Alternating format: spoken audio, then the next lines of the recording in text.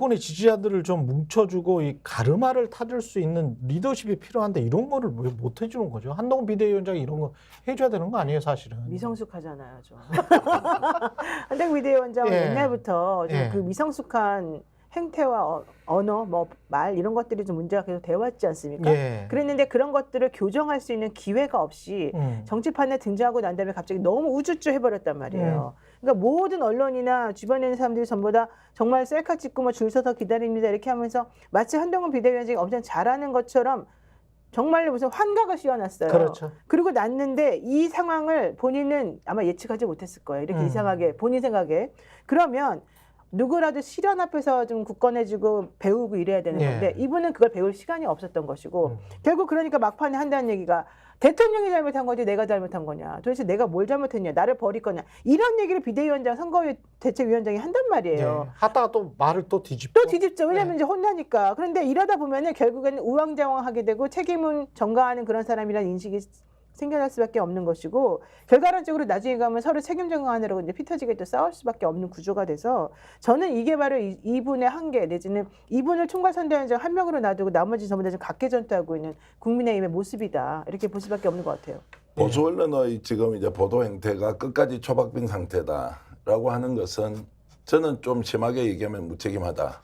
지금까지 윤석열 대통령 한동훈 비대위원장에게 수없이 많은 경고나 충고나 했죠. 조언을 할 수 있었음에도 불구하고 조선일보도 했어요. 아니, 네. 하긴 했지만 부분적으로 그렇게 했는데 지금 막판에 와서 자기들도 손을 놓는 거 아니냐. 기자들은 내부 정보를 지금 다 취합을 하고 있단 말이에요. 그렇죠. 양 정당에서 조사한 내용 알고 있는데도 불구하고 왜 이렇게 초박빙 상태라고 계속 보도를 하느냐.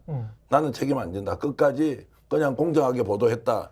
그렇죠. 이러면서 결과적인 패배를 먼저 알고 그냥 이렇게 무책임하게 던지는 것 아니냐. 이제 이런 생각이. 숫자구나 대파나 뭐 이런 것도 절대 비치지 못하게 하니까. 그렇죠. 뭐 그게 안전하죠. 언론 입장에서는 뭐 그게 공정하다고 하니까. 이게 자승자박이에요. 예. 선거방송심의위원회에서 맨날 그렇게 말도 안 되는 거 가지고서 방송사마다마다 프로그램 만드는 거 마다마다 말 한마디 하나 할 때마다마다 오히려 더 커져. 다 징계를 하잖아요. 오히려 더 커져. 그러니까 제대로 말을 못하게 되고 예. 제대로 된 분석을 못하게 하는 것이고 오히려 이렇게 되니까 사람들이 정말로 머리 좋게 그 대파 못 들어가게 하니까는 별별 밈이 다 나오지 예. 않습니까? 이런 걸 보면서 야 니네가 그렇게 대파로 가방이 이렇게 끈을 만드셨대? 사람들을 장난치고 입을 막 틀어막더니 결국 이렇게 되돌아오는구나. 예. 이걸 그 생각 못했냐? 좀 있으면 이제 총선 끝나고 나면 선방신문위원회, 방송통신위원회 난리 난다 이제. 그렇죠. 저는 이거를 여러분들이 꼭 보여줘야 된다. 힘이 있어야지만 보여주는 거 이것도. 그럼요. 대통령이 지금 힘을 꽉 잡고 틀어주고 있는데 솔직히 말해가지고 어떻게 하겠어요. 그렇죠. 이번에 YTN에서 박지훈 잘리는 거 보세요. MBC에서 이번에 은하철도 999 못하게 하는 거 보세요. 예. 본인들이 못하게 스스로 공병화. 만드는 거예요. 근데 그래놓고 이제 와서 또 하라 마라.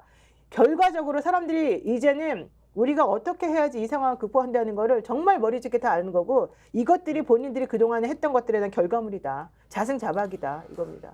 아주 기초적인 상식인데요. 정치인은 무엇으로부터 출발하느냐. 정치인은 누구의 표를 또는 권한을 위임받느냐.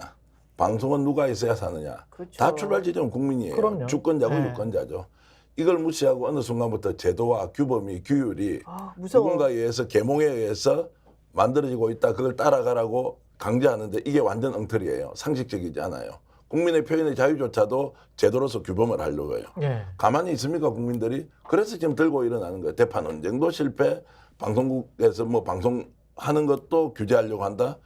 가르치려고 하는 정치인, 정치를 누가 국민들이 따라갑니까? 세상이 어떤 세상인데. 아니, 여기에 대한 엄중한 심판과 평가를 맞아요. 하는 총선 국민이다 이렇게 봅니다. 게다가 천공 논란이 저는 이번에 더 정말 활용정정이었다고 보는데 이번에 의대 정화 문제 관련해가지고 이참량 왜 내세웠냐부터 시작해가지고 천공이 무슨 강의에서 7대3 논란을 불러일으켰다. 600명에서 정리될 거다. 이런 말까지 나오니까 사람들이 정말 화가 나고 분노를 했잖아요. 그리고 난 다음에 대통령이 뭐 조건 없이 전공의들 만나겠다 하고 나니까 처음에 하루 동안 아무도 안 오다가 결국 이제 그 체면을 생각해서 이제 몇 명이 갔단 말이에요. 그리고 난 다음에 의대 그 협의하시는 분들이 천공에게 얘기하잖아요. 당신 나랑 얘기 좀 하자.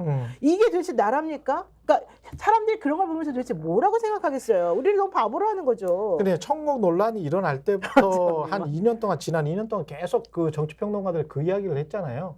보통의 일반적인 대통령이면 천공을 뭐 우회적으로든 어떻게 정리를 해서든 시켜야죠. 정리를 하고 말을 못하게 하고 그게 이제 대통령실과 아무런 관계가 없다는 거를 누차 국민들에게 설명하고 명확하게 선을 긋는 그런 대통령이나 대통령실의 모습이 나와야 된다 이런 말을 했는데 그런 게 전혀 없었어. 그러니까 계속 루머가 양산이 되지. 그리고 천공이 마치 실제로 본인이 권력이 있는 것처럼 막 떠들고 그렇죠. 예, 사람들은 그 언론까지 그걸 주목을 하잖아요. 대통령은 말을 하지 않는데 국민의힘 안에서는 야 그게 말이 돼? 무슨 주술가가 나와서 정치한단 말이야. 대통령실이 한마디 하면 끝인데요. 그렇지. 야 너 조용히 해. 그리고 용산에서 사무실 쓰지 말고 다른 데 가. 그렇죠. 그런데도 만약 있다. 예. 그러면 명예훼손이야. 법적으로 조치를 내서 경찰, 검찰 수사시키겠다. 그렇죠. 실제 수사를 하는 거예요. 그렇죠. 아무런 조치를 안 했는데 국민의힘에서 이해 당사자도 아닌 자들이 나왔어. 맞아요. 설마 천공이 그렇게 했겠냐고. 그 말이 되는 소리야? 대통령실은 가만히 있어요. 그런데 지금 일어나는 일련의 상황들. 지금 뭐 오방녹광이라고 들어보셨습니까? 오방 뭐예요? 아 지금 뭐 대통령실 뭐 관저 저 뭡니까? 주변에 큰 기둥같이 생긴 기둥 같은 거 5개를 묻어놨대요. 그게 지금 최재형 목사 얘기죠. 최재형 목사가 네. 단독으로 이제 취재해서 그걸 이제 폭로를 했는데 박근혜 정부 때도 오방실 그러니까 오방급 뭐 이런 거 있잖아요. 있었는데. 그러니까 그런 부분도 예. 이제 지금은 뭐 논의를 할 바는 아니지만 네. 그런 이야기까지 만약 사실로 드러난다면 뭐 어떻게 되겠습니까? 결국 대통령과 천공은 특수관계에서 계속 지속되어 왔다라고 이제 할 텐데 지금은 밝힐 수 없지만 총선 끝나고 22대 이제 국회가 출범을 하면 이 문제 듣고 갈 수 없다고 보고요. 이거는 분명히 해내야 됩니다. 나라가 무슨 뭐 주술에 의해 가지고 운영되는 것도 아니고 무슨 신돈이 나타난 것도 아니고 무슨 짓입니까 이게 도대체가. 그러니까요. 21세기에. 그리고 국민의힘이 좀 이상해진 게 정신 승리를 많이 하고 그다음에 제대로 된 분석을 못해요. 이분들이 이렇게 그 바보 같지는 않았는데 국민의힘 조심하세요. 아니 정말 좀 이상해요. 분석이 60대 이상 유권자들이 많아진 환경에 이게 지지율이 아니 투표율이 높아졌다. 아이고. 그러면서 긍정적인 전망을 한다라는 거예요. 그러면서 60세 이상 선거인 수가 1,400만 명이라는 거야. 근데 60세 이하 선거인 수는 3천만 명이에요. 1,400만 명이고 3천만 명이고 지난 21대 총선에서 이 3천만 그러니까 60세 이하는 모든 연령대가 10대로 하면 20대, 30대, 40대, 50대 이렇게 하면 전 연령대가 민주당이 이겼어요. 그리고 이쪽 그 60대 이상에서만 그런 거야. 그럼 1,400만 명 대 3천만 명이 싸우면 아무리 투표율이 이쪽이 한 10% 뒤진다고 하더라도 이거는 게임이 안 되는 선거인데 자꾸 이런 이야기를 하니까 이거 산수도 못하나? 아니 그리고 60대를 너무 폄훼하는 것 같아요. 60대는 그것도 그렇지. 사실은 80년대에 학교를 다녔던 사람들이고 그렇습니다. 전두환 독재 정권을 겪으면서 오히려 그렇게 하면 안 됩니다라고 해가지고 지금까지 대한민국을 이끌어온 분들이 60대 초반에 많아요. 이 60대가 지난번 20대, 20 총선 때는 50대였어요. 네, 이분들이 이제 올라온 거거든요. 네. 현실적으로 생각을 해보세요. 그분들이 무슨 생각을 가지고 지금 이 상황을 바라보겠는가. 그냥 단순히 나이가 한 살 더 많아져서 60세 진입했으니까 그분들이 국힘을 찍어줄 것이다. 이런 단순 무식한 분석이 어디 있어요. 정말 이상해. 스픽스는 말하는 언론입니다. 대세는 유튜브, 그중에서 스픽스. 좋아요, 댓글, 구독, 알림 설정. 여러분이 저희를 사랑해 주시고 우리가 여러분을 사랑하는 4가지 방법입니다.